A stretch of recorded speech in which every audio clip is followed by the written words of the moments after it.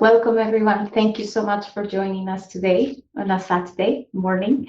This is the first preparatory event leading up to Deploy Impact, which I'll tell you a little bit about. For those of you that have not heard yet about Deploy Impact, it is a program that will run from the 16th of October till the 27th of November this year. And it's a hands-on software development program for social good. So you will learn how to develop a product from A to Z, following the whole life cycle of a product, from requirements together with the product owner till proof of concept and hopefully implementation as well. The product owner, just so that you guys know, will be two NGOs that will bring projects for social good. And we also have already the registration of interest open for anyone that is interested in applying to Deploy Impact. Very important to know that besides the program itself, there are a few prep events like the one that we have today, also coming from sponsoring companies like Microsoft, Accenture, Credit Suisse, and more. So I will just drop here the link so that you can sign up and you will not miss any of this info. Without further ado, I'll pass the mic to Chris, and he will start with this Agile Project Management workshop that we have prepared for you today. Yeah, I guess I'm used to covering technical topics, not so much from Agile, and there's a bunch of literature around it. There are agreed methodologies, but I think no two companies are the same when they implement it. So that means there's a bunch of opinions on what the best way to do it is from different disciplines also. I also have my own opinions. So this is Agile with the opinion of Chris, I guess, mixed in. But for those of you that have read something different, experienced something different, please do tell me. We can add different content, discuss it as well. And I wrote these slides in Markdown, and the theme was pretty savage. So converted it into PowerPoint, and apparently they have an AI that designs the slides for you. So you'll understand why that's important as we move through the slides. Just know I didn't handle the design. Okay, so covering things, of course, what Agile is, going through the key definitions and definitions that we won't cover in the course of the session because there's, many, I guess. So this is supposed to be introductory with more than enough time to make it hands-on. Three key kind of takeaways from this after the Agile is Agile teams, how they form, what kind of structure they should have, how they could work together, the overview of the Agile process itself, and then handling the more complex tasks around backlogs, so dealing with estimation and prioritization. And I guess probably everyone here has had that experience of someone asking how long something will take, needing an answer, but I mean, they don't really care what the answer is, right? They just want it to be as soon as possible, and it won't be as soon as possible. So there's a couple of things that have been covered in research and in practice over the last kind of 20, 30 years that help to deal with estimation accurately.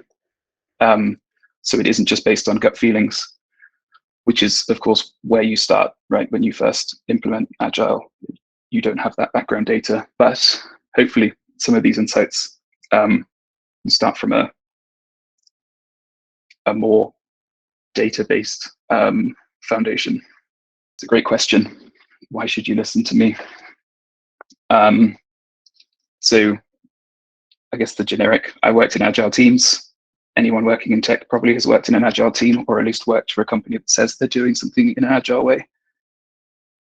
I also taught Agile methodologies to undergraduate master students in the UK, and then implemented it in academia in Zurich with not much success. So maybe you don't listen to me. But yeah, I think also I spend way too much of my salary on subscription apps for things that can supposedly make my life better, either in a team or solo. But yeah, I think I have over 70 lifetime or at some point monthly subscriptions to project management apps that mention Agile somewhere in their description. So I realize now that may not be the same point of why should you listen to me. Actually, just don't take financial advice from me. So doing the whole raise your hands thing, who here has heard of Agile Project Management before or has worked with it? Cool. So those 11 people, well, anyone, but please do point stuff out, key topics that you think are being missed, areas that have proven to be important for you in your work or in your experience. Yeah, in any form, chat, hand raising, whatever else. So yeah, the whole story goes, I guess, that Toyota was kind of one of the pioneers of this working method. And really all they did was put some post-it notes on a board with different columns that they moved between. And they used this to measure their manufacturing process and optimize it.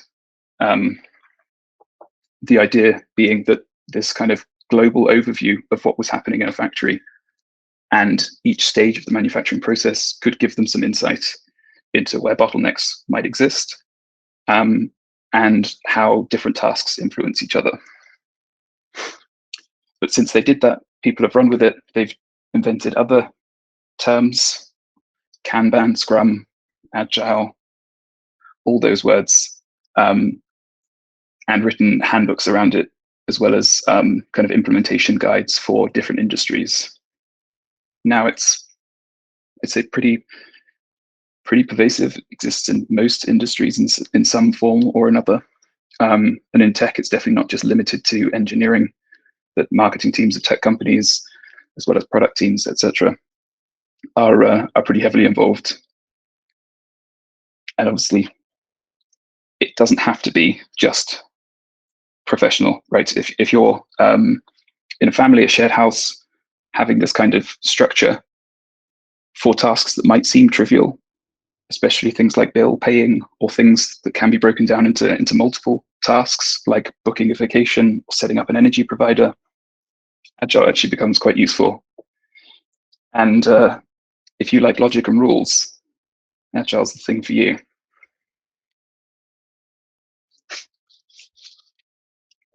So I put the disclaimer slide in to start with because I realized this slide is quite opinionated. But it does set up the explanation to the key terms that we'll be going through fairly well, hopefully. It's clear when you work in an industry, for those that work in tech, what do you think I mean when I say a VM? Yep, cool. Thanks, Tanya. Virtual machine. There we go. Everyone's jumping in now. Cool. So virtual machine. And does anyone here not know what a virtual machine is? Yep, perfectly reasonable because it's not used in your industry, most likely. Virtual machine is just a computer, but that virtualized is basically software running on a physical machine, trying to emulate what a physical machine would look like. Realize that sounds more complicated, but basically how people pay for computers in the cloud, each time they pay Amazon or DigitalOcean or Google, Microsoft, whoever, that $5 a month for a place to put their web application, that is running on a virtual machine. And that means that that web application, that virtual machine itself, can exist on a physical machine, with the physical machine running thousands of virtual machines. It's basically how the cloud exists and is able to scale the size that it does. Because if everyone was paying for a physical machine, the data centers would be larger than, I guess, mainland US or Russia. So the point here is that we have technical terms that we come across each day, and in our daily lives, they make sense. We've learned them maybe from our education or from professional lives, and we just expect that they're known. This adds complexity, right? When you start working across disciplines, or even outside of your original field. So when coming across Agile, I think the more you read, the more keywords you're going to come across. Some people will not call it a product owner and call it a Scrum Master and these kind of things. The point here is only to cover the basic terms and really cover the foundation of Agile. Any of the kind of additional frameworks and things on top can be covered later or in some recommended reading and these things. The benefit is, for everyone that does know what VM is, you get to charge a high consulting rate to companies that don't know what VM is, right? That's a big plus. So it's always good to add complex words to simple concepts. This is the slide. This is your takeaway. Everything in life you should think of in the context of this sentence. As a something, I would like to something so that something. And I'll start with an example, and then people can throw other examples in also. Typically, the first block is a person. The second block is a task, and the third block is the reason. So as a user, I would like to not have my data given to foreign governments so that I can maintain some sense of privacy online. And this is then broken down, and we'll cover how it gets broken down later, and can be made more simple. So like, as a person at lunchtime, I would like to eat a sandwich so I don't pass out in the middle of the afternoon. So it covers everything. So you try and think of a task or a situation in your life currently. Does anyone want to frame that in that context? So Kalavani gave a more relevant example than mine, covering the tech space. So as a data analyst, I'd like to make the analysis of the data so that it's easy for my reader to understand. That's a pretty good one. And we'll run with it also for the next slides then. Who has heard of the term Kanban board, or has worked with something like Trello or Todoist boards or Asana or something? Okay. Cool. Okay, it's a reasonable amount. So a Kanban board is basically a list of tasks split into sections, but instead of being a kind of vertical list, they're flipped. So horizontal, typically because they were paper-based or on a whiteboard in someone's office, and that format translates to digital apps like Trello or Things or any other kind of to-do app. So the Kanban board itself, the sections in it are very important, and each task inside that section, that shows where it is in the process. And because Agile is designed to be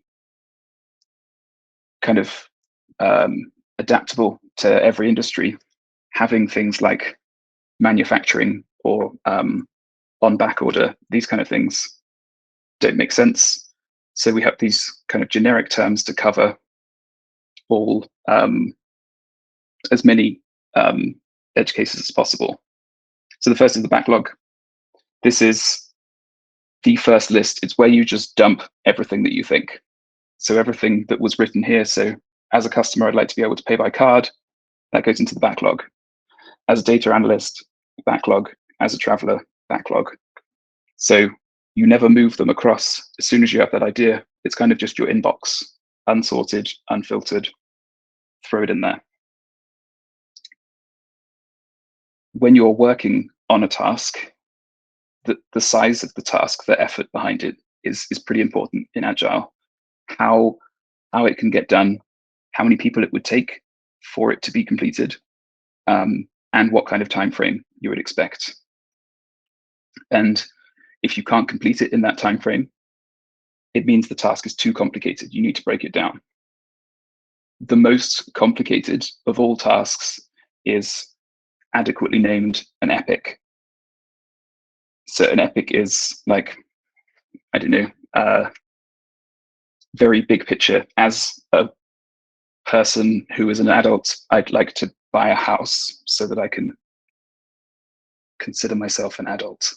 So this is an epic because I can't do it tomorrow. It's not measurable. And possibly I'm in hundreds of thousands of francs of debt. So there's a whole bunch of things that need to be done before that, right? So the idea with an epic is when someone says, oh, wouldn't it be great if we did this? Or you show someone kind of your small website that you've developed as a side project, and they say, oh, wouldn't it be great if it integrated with Facebook and Instagram? And you can say, shut up. That's not what I'm trying to do here. It's just a side project to have a bit of fun with. But let's create an epic out of that and see if it goes somewhere, if you want to spend the time, the effort, and the person power in order to do it. When you decide to take on that epic, that would be breaking it down into stories. So an epic doesn't necessarily have to have this form that we had before as an X. I would like to X so that I can X, but often does. The stories themselves do, because then you know that story is done. When I can do that task as that person, that story is complete.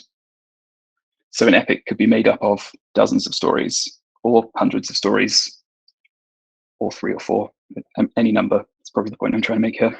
And this is then the magic of Agile.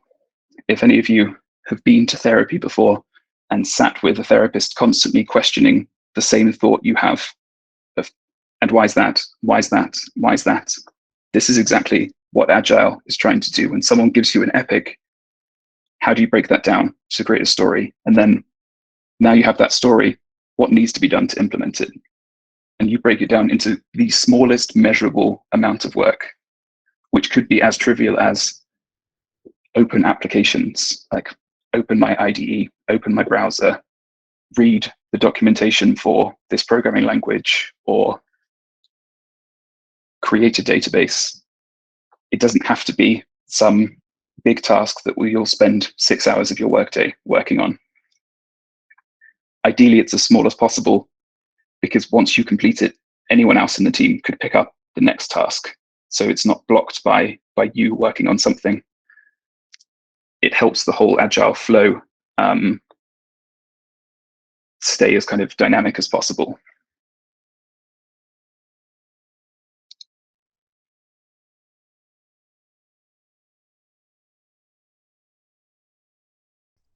So hopefully you can all see that. So going through this example, or these examples, where do you think they come under? Are they epics, stories, or tasks? And then we can move them to the list. Yep. Book a ticket would be a task. Mm-hmm. Yep. Buy a house would be an epic. For sure. Yeah. Yeah. What about make lunch? Yeah, that would be a task. Or no, I don't know. Depends what is your bigger picture for that. Exactly. Right. Yeah. So that's the point of this exercise. Is this isn't a technical presentation. It's not just focusing on technical skills. This is subjective. It's up to how you as a team, you as a company implement Agile, into how you decide how specific these things are. And if, I don't know, in your life, every day you eat a lettuce sandwich, then make lunch is about as basic as it gets, because you know it's always going to be the same thing, right? But if you're working in a restaurant as the sous chef, make lunch is probably going to be different every day. So you would break that down into decide on dish, order ingredients, prepare in advance particular parts of the meal that can be prepared in advance. What about complete tax declaration? I want to say story. If it was a story, how would you break it down? To complete the tax declaration, you need different subsets to be able to complete it, Mhm. different sources of information to Yep. complete it. So you need to have those in place. And then those could be actual tasks. Yep. So yeah, completing the tax declaration obviously is complete the form itself, but then supporting documents of annual statements from each of your bank accounts could be one task. Annual statements from your credit cards, from any investments you have, any loans that you have, or you could make it a task when complete tax declaration is just give it to someone else and say, here's some money, please do that for me, and I'll sign it at the end. So again, it's contextual. In that case, also probably depends on the country you're in as well. An app to store documents. What about that one? Well, it depends on whether or not you are going to just buy an app or if you're going to develop an app to store documents. Yep. Mhm. So what would you do with that one? So if I were to develop an app to store documents, then it would be an Epic, the story, I suppose, or that, and then that would be broken down into smaller tasks. However, if I were just to buy an app, that would just be one task. Right. And because you don't know, Mhm. could you move it to needs info? Ah, yeah. So in this case, particularly in a company that isn't specialized, let's say if you're working at a team of construction people, probably they're all going to be adding tasks in roughly the same way because they'll be doing a similar kind of job. But if that construction team is also working with finance, for example, in order to buy some of the tools that they need, then the tasks are going to then be quite different. And using this needs info is telling the person that created that ticket on the backlog, I need to know more than this. It's okay to kind of brain dump things, put them there, but nothing can be scheduled until you actually know exactly what's happening here. Sorry, can I ask a quick question with the needs info tab? Is that a simplified version of like technical debt? How do you mean? When we just talked about the different things that are required to actually look at that app to store a document, technical debt, because I'm from an IT background, and so technical debt would be used as a concept to analyze a particular task to see how much work would be required to actually code a piece of work. Because at the time, nobody knows, so they need to gather the information to be able to ascertain that, so they can allocate story points, etc., and so forth. That's a good point. Yes, I guess. So the needs info either means the person that created that ticket needs to provide more context around it. But who that ticket is assigned to can also help. So if it is needs info, someone on that team now has a task to research that. If we implement it in-house, what do we do? How many people will it take? How do we gather requirements? Those kind of things. And as someone pointed out earlier, if it is to buy the app, what does that mean? Do you want it to run on premise? Like, do you want it to run within your company? Would you just buy MongoDB and pay them, or Amazon's document DB? So yeah, certainly you can add this kind of technical debt to it. And to that point, I added this one at the bottom of a quick hack for a customer. This probably comes up quite a lot in engineering companies. Of do this thing, the customer wants it, it's just change this thing in the code. Just when it's if statement, if it's this customer, do this, everyone else do that. That is the very beginning of a shitstorm of technical debt. The more you do those kind of special edge cases, as you said, it's putting you further into a hole. And maybe that's necessary as well. So technical debt isn't necessarily always a bad thing. You might have to create a bunch of technical debt in order to make yourself profitable, or in order to get enough of a user base, for example. If you're a provider of, I don't know, renting cars to people, it's pretty generic. So if you're willing to do these kind of hacks for customers, special edge cases, it's how you differentiate yourself from the competition. So that might be how you become unique, become profitable, if it's worth the technical debt in the long run. Thanks. All right, I'm not sure where was it. Organize a hackathon. That's an epic. Yeah. So booking a venue for an event. I think story. Mm-hmm. Yeah, I would say so. But anyone else think it was different? I thought a task. Okay. In what way?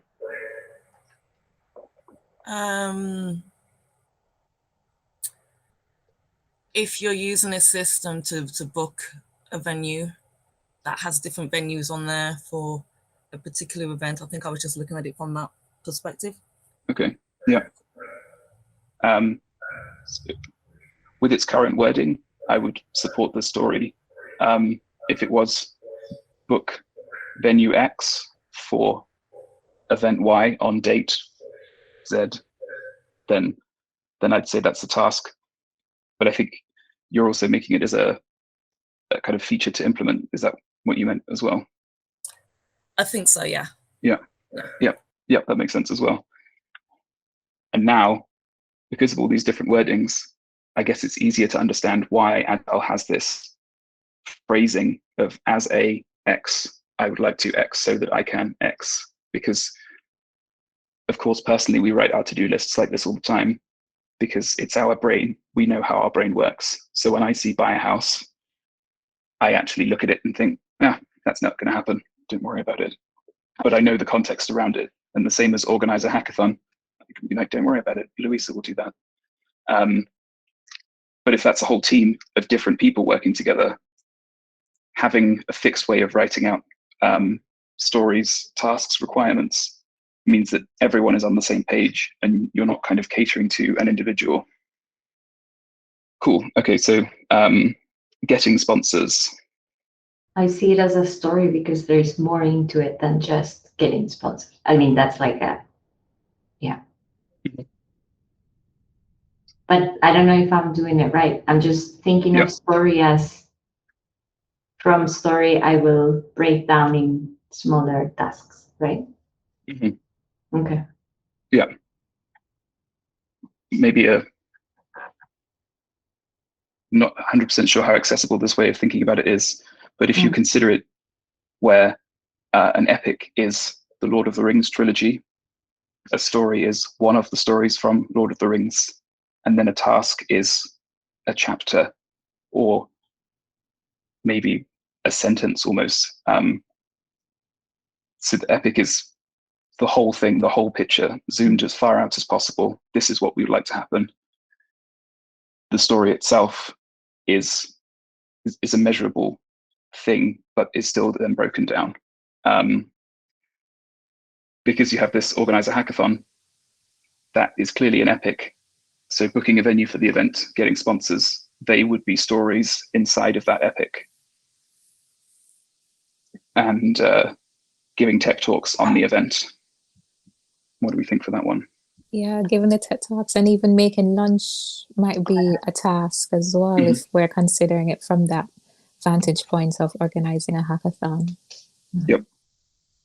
Yep, I think that's a fair way to put it. Yeah, to give this presentation, this workshop is a task. It's an event in my calendar. I tick it off. It's measurable. I know it takes 2 hours, and the effort I know because I've already prepared the content. Cool. Does that make sense for everyone. Does anyone have questions about that before we move on? No, that's good. Yes, I have about themes and initiatives. At what point should you start to think bigger, as in program management, for instance? Can you give an example? Let me quickly check. So you can have above Epic, you can have initiative, and above initiative, you can have theme. And so a theme might be some kind of program that you run. I don't know, have like a base core technology, and around it you develop different configurations, for example. And I mean, I haven't had experience with themes and initiatives. I started it just now for me privately, like to think really big. But so the question is, at what point do you escalate above Epic? Well, I'd say you have two options. One is you never have to do that. If that doesn't fit with how your team works, I guess. But at least with initiatives, when I've worked with them, it's been when a team has been multifunctional across different departments, when the initiative is to create some new offering inside that company that isn't being done before, that requires, let's say, developer relations to work with the product team. That initiative and the epics then are similar to how you would see a story in a normal situation, but kind of then specific for that part of the team, that specialization. So developer relations would have their epic to do this thing, which could then be linked to another epic that is being done by products in order to reach that kind of final goal.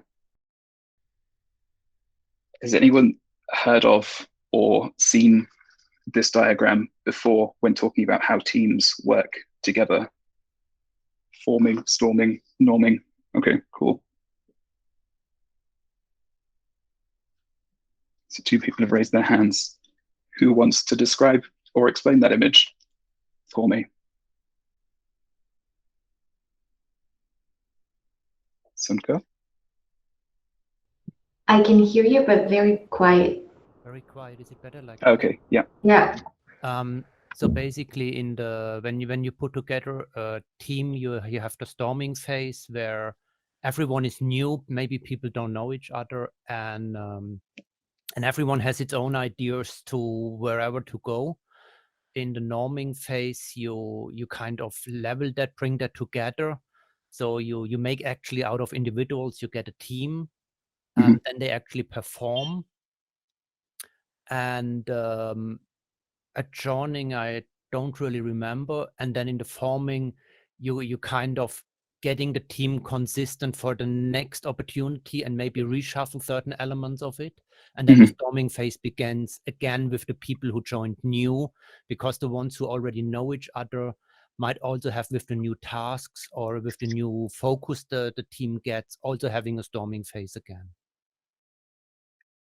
Yeah, that's much clearer than I could have put it. Yeah, thanks. That's spot on. Yeah. I think the key point Sunka makes is that this happens again as the team changes, the opportunity changes. I think there's a lot of belief, at least with kind of team theory in the early 2000s, that once you reach that great stage, that's your kind of dream team.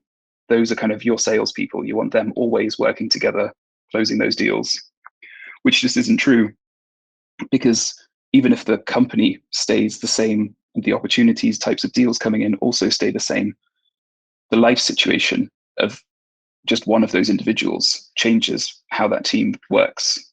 One person could get married, relocate, anything, have a child. All of those things will impact their work life and how they relate and interact with others. So the idea that this is always dynamic, it's always changing, these are the stages that a team will go through, not just when that team is first formed, but in general. This helps when planning for workloads, for epics, how they're implemented. luckily, there's only 3 things you need to remember in a team. And I should point out here, we're talking about Agile itself and not about Scrum or other flavors.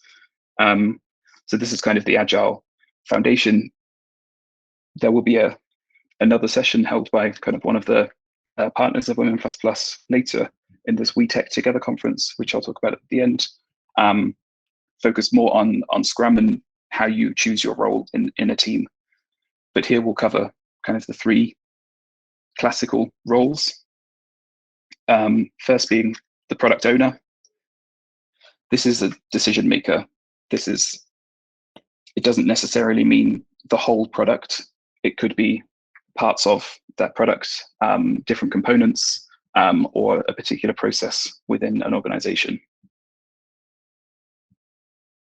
Just because they are the decision maker, it doesn't mean that they ignore other input. The whole point of the Agile teams themselves and the process is that everyone is able to make a say, to have a say, and to influence how something is classified, as we did in that exercise just now, talking about if something is a story, if it's a task, what context that is, how that changes.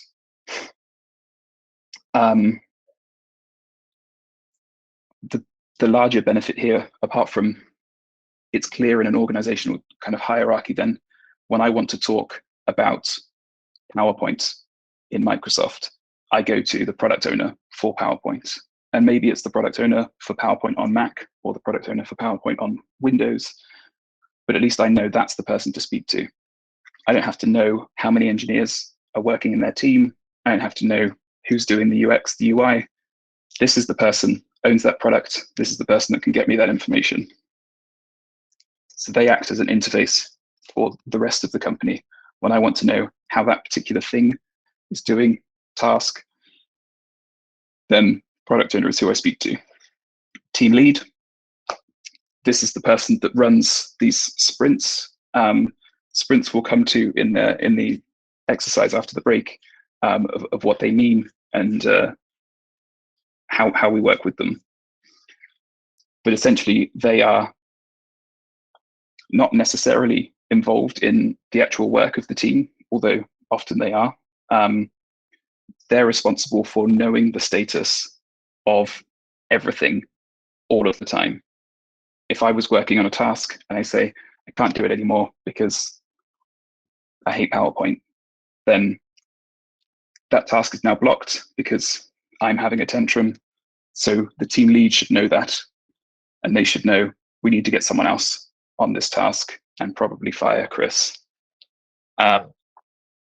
This is done daily in what's called stand-ups. These kind of 3 core questions being asked of what did you do, what will you do, and what's blocked. Everyone reporting in that kind of method means the team lead basically gets in 3 sentences from each person what's happening, what's the current situation, and what do they need to prioritize that day in order to achieve the goals that they've set out for that time frame. And if you are a person that hates speaking to other people, your team lead is your best friend because they're the person that stops other people from pinging you to say, where's this? Have you done this bit yet? Do you think you can maybe do this instead? You just tell your team lead, these people are asking me questions, that needs to stop. And they're responsible for doing it. And you have the team member. So in a team, 1 product owner, 1 team lead, and then a number of team members. And those team members are in communication always with each other, always with the team lead. During a block of time when they're working on particular tasks with no one else. The idea is no interruptions. They have goals they need to achieve in a time frame. This is what they do. So yeah, from my background, I guess it's typically developers, but you're not going to have a successful team if it's just developers. So having UX designers, quality assurance testers, DevOps, etc., doesn't necessarily mean they are always in that team. It could just be tasks are handed off. As Ava said, this would work with initiatives. Then if you're working on a larger product launch, when your product is finished, then you would pass it over to the deployment team, and they will then have this epic of deploying this product. This is why I said the PowerPoint designed the slides, where it's not super legible.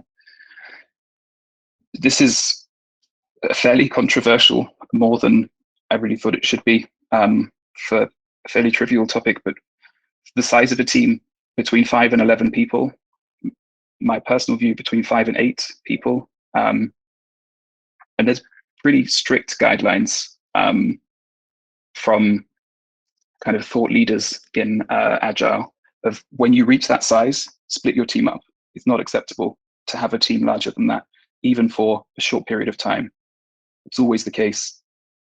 It's kind of none of these hacks, creating technical debt or whatever else. As soon as you reach that size, you should split your team and make sure the new team has an equal split of kind of veterans, senior people from the previous teams, and then newcomers.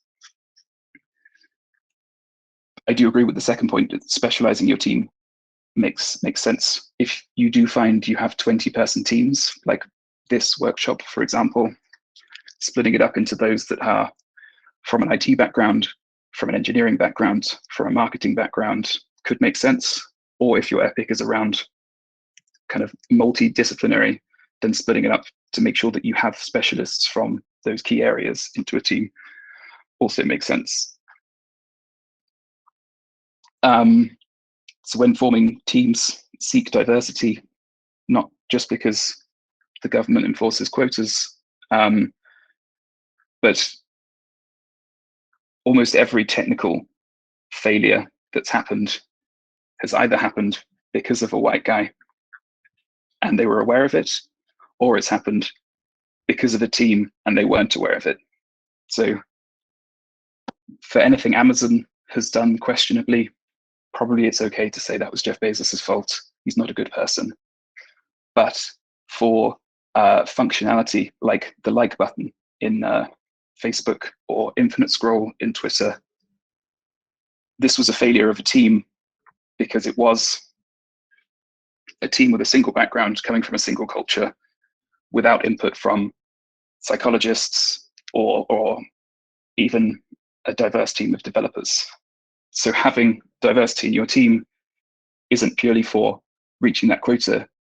It means your product needs less testing, you have more input, and individually you grow, right? You're considering different use cases. Switzerland is a great example because of the multiple national languages. If you're designing a website, the size of a text field for a mobile will always be different because English versus German versus Romansh will have to change. And on top of that, making it accessible to people that are not able to read text on a screen adds extra complexity. So having those skills. Yep. Mm-hmm.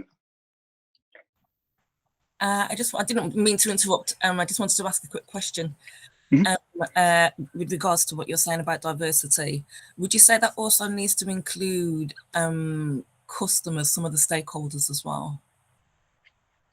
You mean in testing features or? Just overall to have that level of diversity, because if it's contained within the team, if there's requirements being driven into that team that are coming from the product owner who's communicating with different stakeholders or customers, is there an element of that stakeholder or that section having to have some form of diversity as well?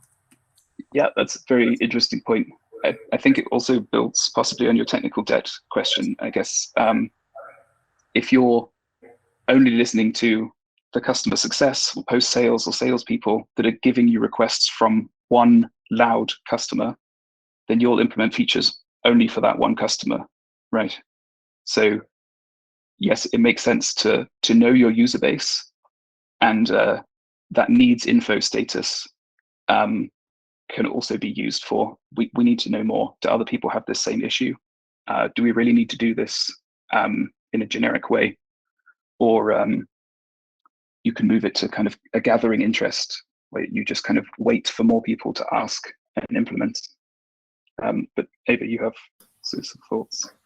Thank you, Chris. I agree with what you said. I would just like to add that having a customer on the team can create a conflict of interest, right? And maybe some influencing, like you said, but definitely they need to be part of usability engineering. In MedTech, where I am, it's recommended anyway, because that way, you know, you need to design your devices according to certain user groups, right? With different, I don't know, levels of their blood and so on. So you actually got to do it in order to make sure you build a safe device. And I think this is a very good approach in general, usability engineering. The more you get time and funding for it, the better your products will be. That's what I think. Yep, thanks. Yep, that's it. It's a really good question, and could almost definitely be another 2-hour workshop.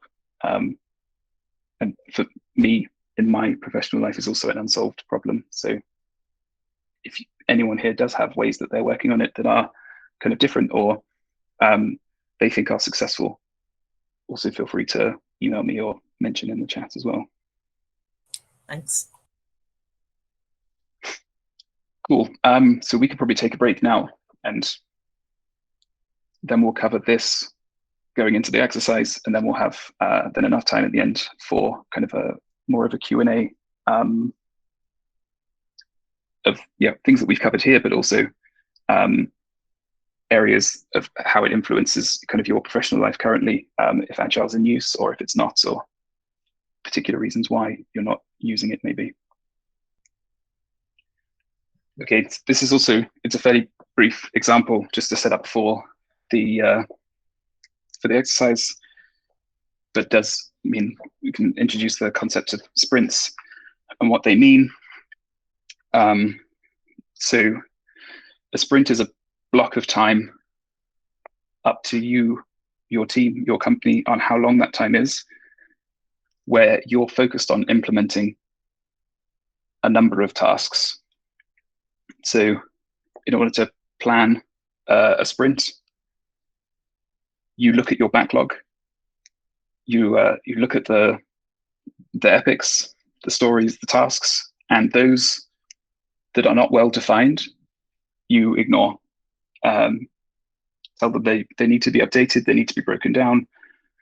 Either that's for your role as a team in order to do that, or if it's an outside request for the requester. But those tasks that are well defined, you basically schedule them, you move them to a list that's typically called next in or scheduled.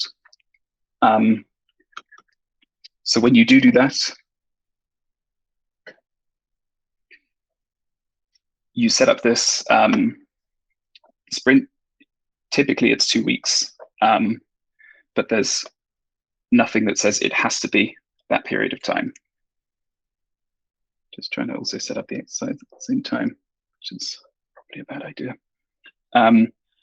So in that sprint, some companies, at least tech companies, might call it like a kind of a code freeze. It's comes from experience from a bunch of larger tech companies that have pushed new code to the public. It's done a deployment on a Friday afternoon, which has failed, and then meant all of their engineers had to work either late Friday night or over the weekend. So the general rule is never deploy on a Friday, or whenever kind of your just before your business time starts. It would make sense to deploy at the start of the week, right? That's when your employees are fresh-faced, ready to resolve any issues. The other is don't make any last-minute changes. So you can't set this deployment to go on a Friday or a Monday and then make a change 1 hour before. Setting up these code freezes, it's kind of the same as this sprint, in that you've picked what's in that sprint. That's what's going to happen. It won't always be that way. Obviously, some tasks might prove harder. There could be other things in the way. Anything can happen, but nothing new will come into that sprint. And none of your team members will be interrupted during that sprint for any new request. They'll never see the backlog. They'll just see here's the list of things I can pick from, and I'll pick one, start working on it. When I've done it, I'll update the status, or if I can't do it, I'll say that I'm blocked, and maybe someone else can pick it up. So a sprint runs by first, as a team, looking at the backlog. Something that can't be done in a single sprint needs to be broken up further, needs to be defined better. As you work more in the team, as you have more experience with Agile, you'll realize that the quality of the stories improves, and the ability to break the stories up into tasks will also improve. It will be more of a hacky process to begin with, probably the same as when you start learning to draw, when you have never learned that before. You'll start with stick figures, and eventually maybe a pretty horse will come out at the end, who knows? But the skill needs to be developed. So expecting, just because this Agile framework is 30, 40 years old, it will be perfect from the start because you've read all the books. It's not going to happen. Under promise and over deliver. This, always do this. If you know you can get something done in 2 days, say a week. Always say a week, because your 2 days could be 2 full work days, and maybe you want to take the afternoon off one day and have a beer, or whatever. So you don't know what could happen. Emergency, lose power, lose internet, whatever else. So it's very easy, especially in cultures that are more geared towards people pleasing. A particular kind of, let's say, minorities in companies that may also have that feeling of the need to prove themselves. It's very easy to say, sure, I'll get that done for you. I've created value by doing that. And it's maybe a good idea to do as an individual if you find it benefits you. I couldn't say either way, but in a team, it's not going to work, because you'll end up creating more work for either yourself or for the whole team. So this concept of being kind of a solo worker goes away when you adopt Agile. Again, PowerPoint design these slides.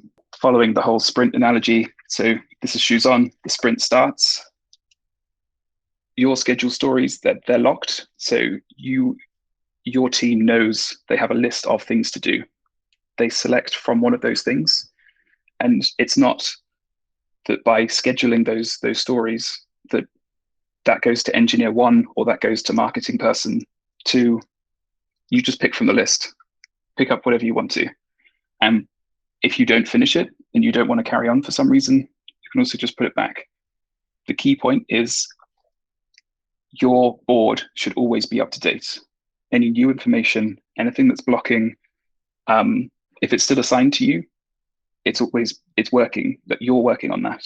So you're responsible in telling the rest of the team what's happening. If you have 2 tickets assigned to you, marked as in progress, you're doing it wrong. One of them is blocked because you can't do 2 things at once. So these states that we have, this backlog, this is where everyone will dump the things. Next in is what's scheduled for this sprint. In progress is what your team is currently working on. Blocked is hopefully clear, ready for review and done. Some companies will mix this all into one and say, we trust our team members, we don't need to review that. That's also fine and probably varies by industry, but if for at least those from an engineering background probably know it's true. We're all fairly average developers. So having someone else look at it will almost always improve it. So reviewing other people's work not only helps you learn about different coding styles, different development styles, but also about the project itself, the product you're working on. You might see areas that you don't typically touch. So it's always beneficial, not just for saying this has been checked, it's good to go. So team members, the actual sprint itself, this is where all of the kind of focus is on the team members themselves. There's a daily communication we talked about before. This is the stand-up between all the team members and the team lead. The team lead will then report to the product owner and say, we've got a problem, this thing can't be done, or turns out this is more complicated than we thought. And if anyone else in the company needs to speak to a team member, if they want to ask them to go for lunch with them, fair enough. If they want to say, where are you with this task? Speak to the product owner. Never speaking to the team member individually, because they can only work on that task. They can't move it faster. They can't change anything. The sprint is the sprint. The process is the process. That's why it's magical. This is the key thing. I think it's beneficial in private life, professional life, and everything, is reflection. The sprint isn't done until you've reviewed it. What went well? What didn't go well? What would be done better next time? What did you deliver? Did you complete every task that you scheduled for that sprint? If you didn't, are they the same kind of tasks that weren't completed by the last sprint also? Is there a bigger problem? Or is it just you're scheduling too many tasks for a sprint? Once the review is done, the whole magical cycle repeats again. And yeah, then you go back to the beginning, plan a new sprint, run it again. We can skip through this because we should probably just go straight to the example, the kind of exercise, which will be going through a fake sprint, which can be 5 minutes or so. So hopefully, if you refresh that page, you should see this now. We'll all be working from the same board. Every update you see will be someone else in the team updating as well. But it could also be someone from a different team updating. That's intentional and not because I'm a shitty coder. This is to simulate chaos in the sprint. So we will all have the same end goal. We will add tasks to the backlog like this. We can select that task. We can create a priority, estimate, and we can schedule it. Other people will also be doing the same thing at the same time, which will be changing your cards. This is okay. It's part of the plan. I'm hoping it works. If it doesn't, I'm very sorry in advance. So we'll go into the breakout rooms. One person will be the product owner. So this will be the person that finally decides priority and estimate. You don't have to use any method to decide that. It can just be pick a number from the top of your head or based on the wording. That's okay. We'll cover those last bits later. One other person in the team will be the team lead. That will be the person speaking directly to the team members, getting the updates. So the kind of 4 or 5 minutes that we're in the room, we'll be simulating planning and running the 2-week sprint. Then we'll all join again, and then we'll review that sprint. Okay. Did I understand it correctly that we will share one board, all of the groups? May I propose that then each group can make like an initial so that we don't move around somebody else's task? Yes, that's a good idea. Yeah, I guess the breakout rooms, we could put a number into each room, I guess. So then you put a number at the start of each task, so you know not to move them around. There will be 4, so breakout 1, 2, 3, 4. So you can just name it 1 and then your task. Cool. Yeah, thanks for that. Actually makes way more sense doing it that way rather than jumping on other people's tasks. The primary reason to do it this way is because the activity of the board itself is usually very active, and in groups of kind of 4 or 5 people, that might not be the case. So hopefully seeing other people's activity also gives you a bit more kind of courage or motivation to move stuff around, play with things.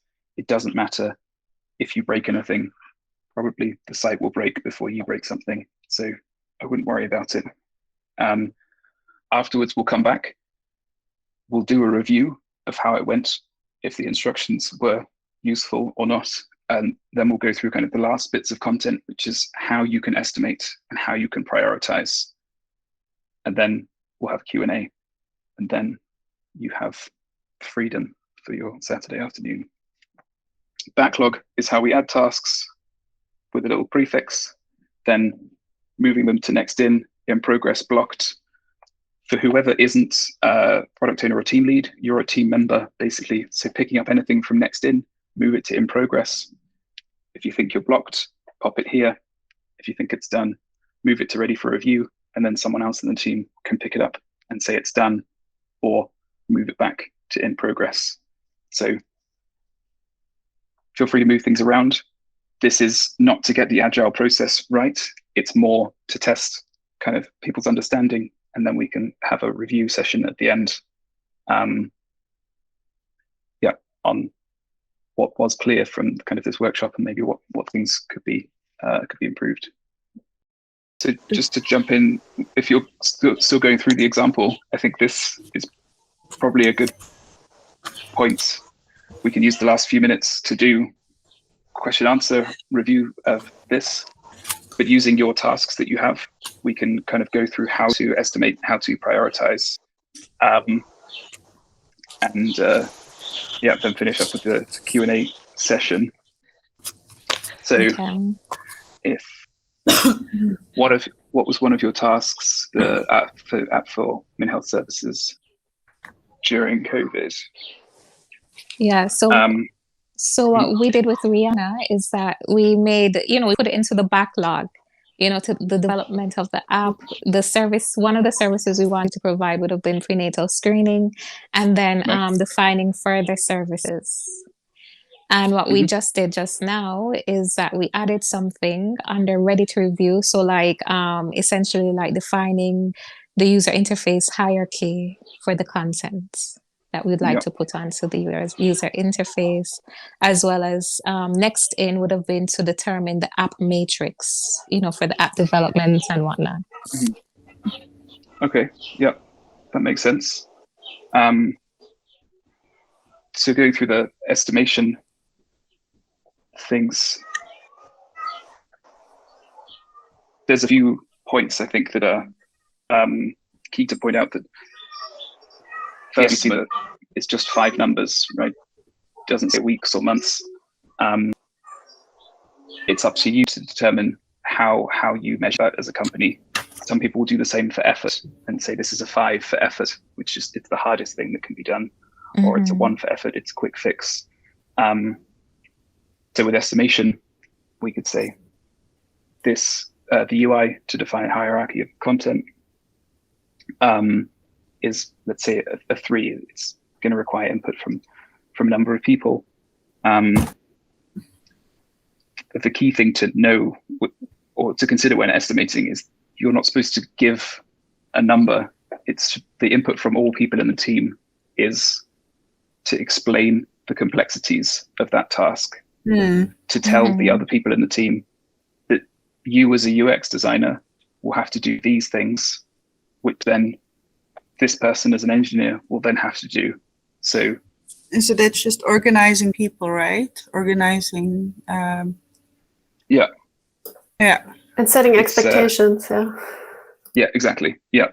You should be able to, as a team, you should be able to explain kind of the nuances of your work, the bits that seem like magic to people when they say, can you implement this? And then 2 days later, you show them it's done.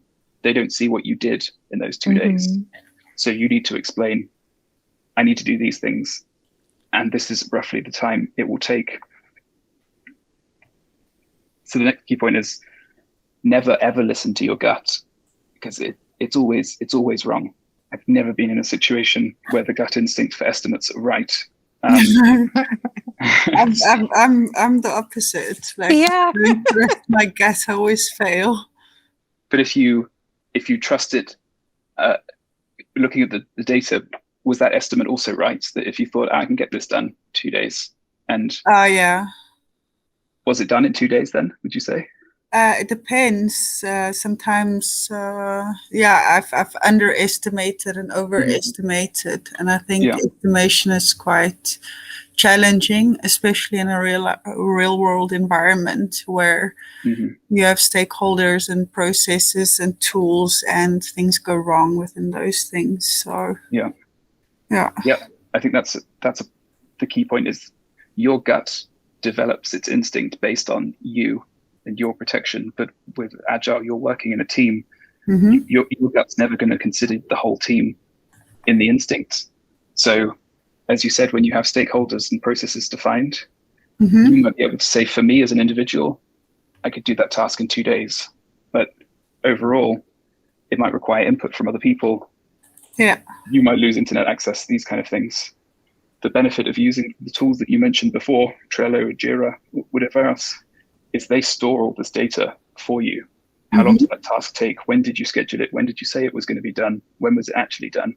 So the more you use those tools, the more you have experience with the Agile process, the easier estimation will become, because eventually you can just say, well, a similar sized epic we were working on last year actually took 3 months. So if management is saying we need it done in 3 weeks, that's probably unlikely to happen. And if you have 5 epics that you've estimated previously, then you can have even more certainty that that's right. All right. Cool. And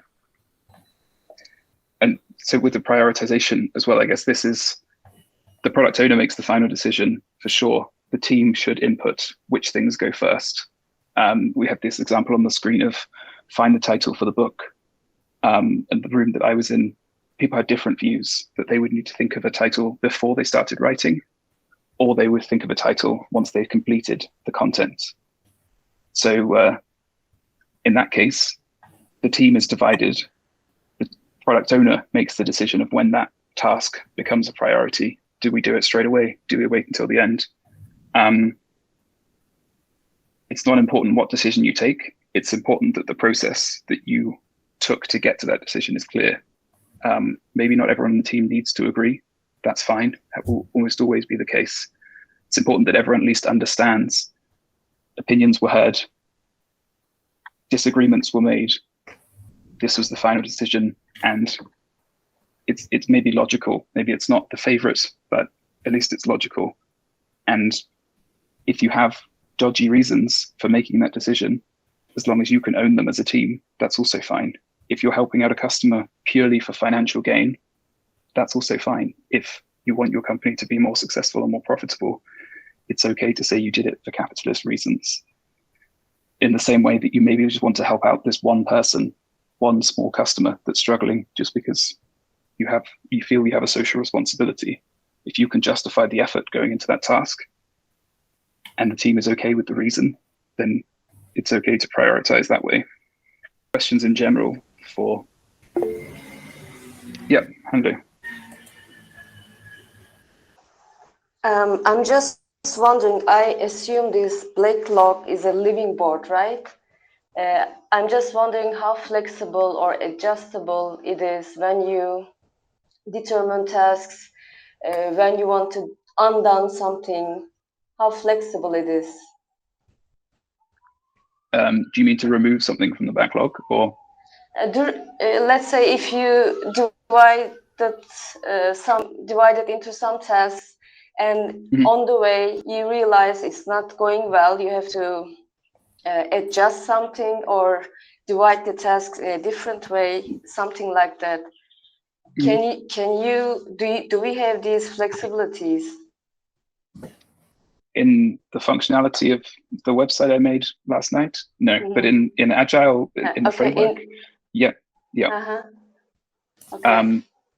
The idea is the sprints should be kind of the shortest possible time that you and your company can work on something without high priorities interrupting them. So if your kind of flow, let's say you're working on a podcast and you want to publish twice a week, then it's okay to have a sprint that runs 3 days instead of 2 weeks, right? It doesn't have to be 2 week sprints.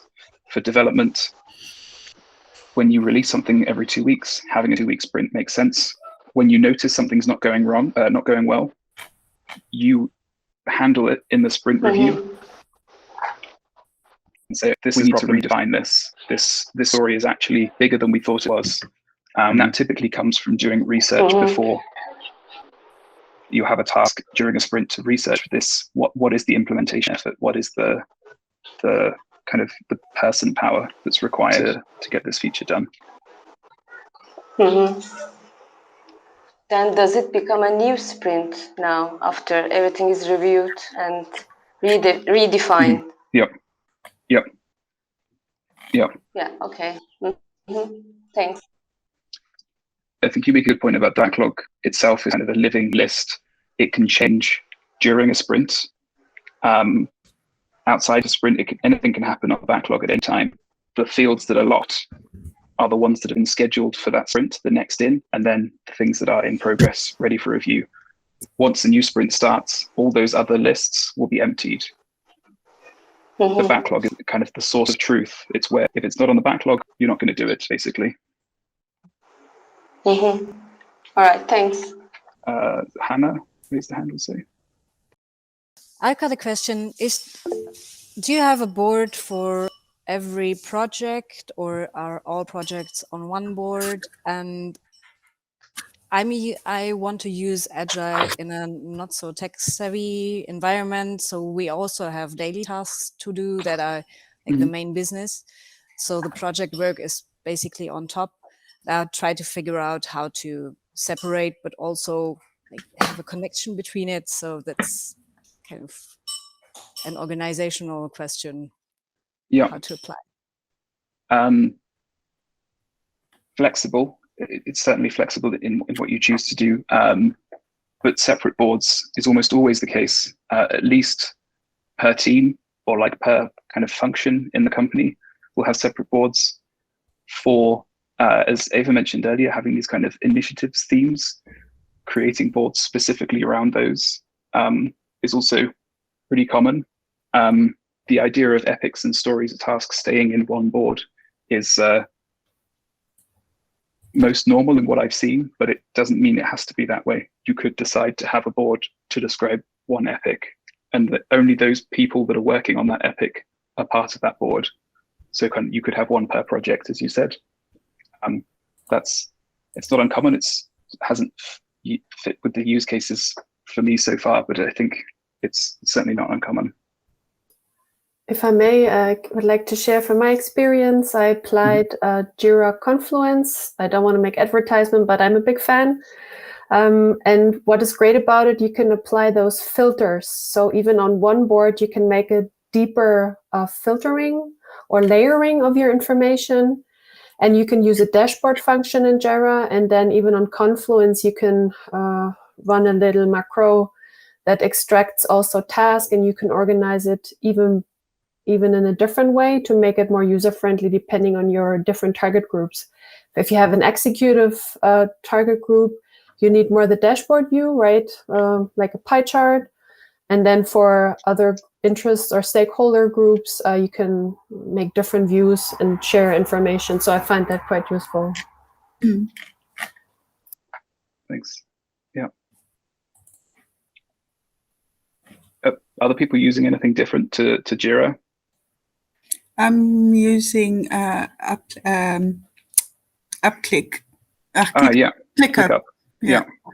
It's very thorough. I can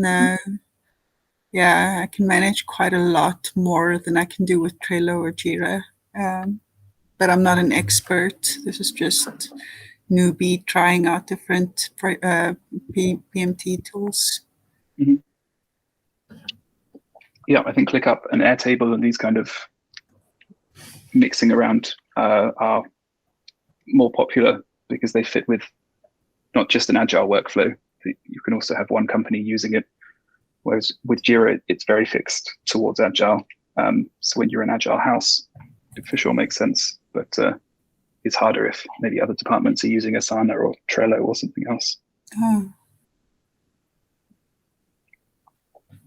Cool. Someone else had a hand raised. Yes. Yes, hi. I also have a question.